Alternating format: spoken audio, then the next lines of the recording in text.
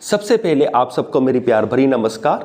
ओशो जी कहते हैं, जैसी मछली पानी में होती है वैसे इंसान ताओ में होता है, या कह लीजिए ताओ में होता है, या नेचर में होता है, या यूनिवर्सल पावर में होता है, या गॉड में होता है।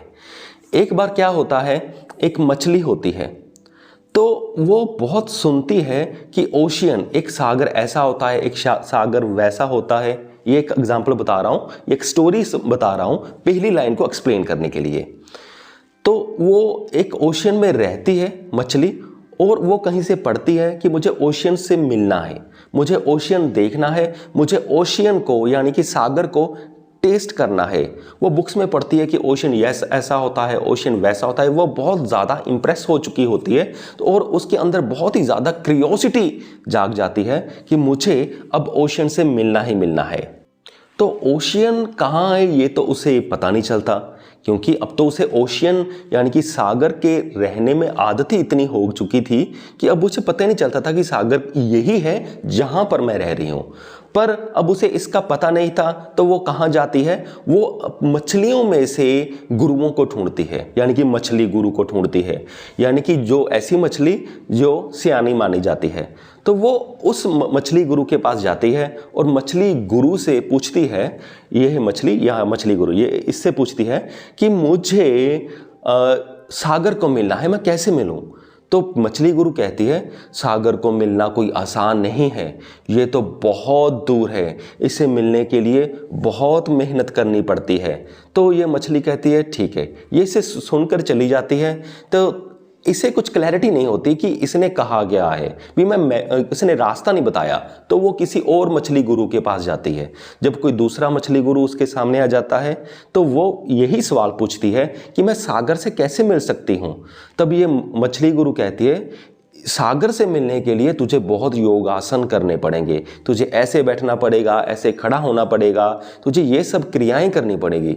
तो मछली गुरु कहती है ठीक है, ये सब कुछ करके देखती है। तो इसे कुछ भी प्राप्ति नहीं होती। तब ये किसी और मछली गुरु के तलाश में निकल जाती है। फिर एक और मछली गुरु आ जाता है।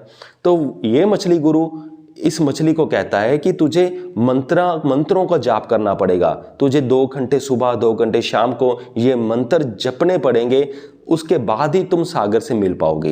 ये कहती है ठीक है। ये कुछ महीनों में प्रैक्टिस करती है, पर उसके बाद में कोई प्राप्ति नहीं होती। फिर ये किसी और मछली गुरु की तलाश में निकल जाती है। फिर जब और मछली गुरु मिलता है, वो कहता है कि तुम इस किताब की इंस्ट्रक्शंस को फॉलो करो, तुम इस किताब को पढ़ के उसको फॉलो करो। तो उसकी ऐसे लाइफ खराब होती जाती है। फिर उसे एक बार एक बड़ी सिंपल सी मछली मिलती है जिसके पास कोई फॉलोइंग नहीं होती, वो बिल्कुल सिंपल होती है। वो उसके पास जाती है और वो कहती है कि मुझे ओशियन को यानी कि सागर को मिलना है, तो मैं क्या करूं? तो वो कहता है, वो ऐसा समझ लो कि वो मछली चुआंगसू होती है या वो मछली गौतम बुद्ध होती है। आप एक बार ऐसा समझ सकते हो। वो कहती है, बेवकूफ, तुम क्या कर रही हो? क्यों अपनी पूरी जिंदगी वेस्ट कर रही हो? तुम ऑलरेडी भगवान में यानी कि ऑलरेडी तुम ओशियन में ही रह रही हो, ऑलरेडी तुम सागर ही रह रही हो। तेरे आसपास सारा कुछ सागर ही तो है, तेरे अंदर भी सागर है, तेरे बाहर भी सागर है। तुझे इसलिए ये फील नहीं हो रहा, वैसे तेरे आसपास सब कुछ सागर ही है। तो मछली कहती है कि अरे हट बेवकूफ, मैंने तो इतनी मेहनत कर ली, मुझे तो कुछ दिखाई नहीं दे रहा। तू कह रहा है कि मेरे सामने भी सागर है और मेरे अंदर भी सागर है, ऐसा कैसे हो सकता है? तो इस एग्जाम्पल में हमारी हालत भी कुछ ऐसी ही है। ओशो जी कहते हैं, चुआंगसू कहते हैं कि हमारे आसपास परमात्मा है, हमारे अंदर भी परमात्मा है, हमारे बाहर भी परमात्मा है, और परमात्मा हमारे इतने पास है, इसीलिए हमें ये दिखाई नहीं दे रहा। क्योंकि कुछ भी चीज़ दिखाई देने के लिए डिस्टेंस की ज़रूरत होती है, थोड़ी दूरी में अगर चीज़ हो तब भी हमें दिखाई देती है। जैसे मछली को जल दिखाई नहीं देता, जैसे मछली को सागर दिखाई नहीं देता, वैसी ही हमारी हालत हो चुकी है, हमें भी इसीलिए परमात्मा दिखाई नहीं दे रहा।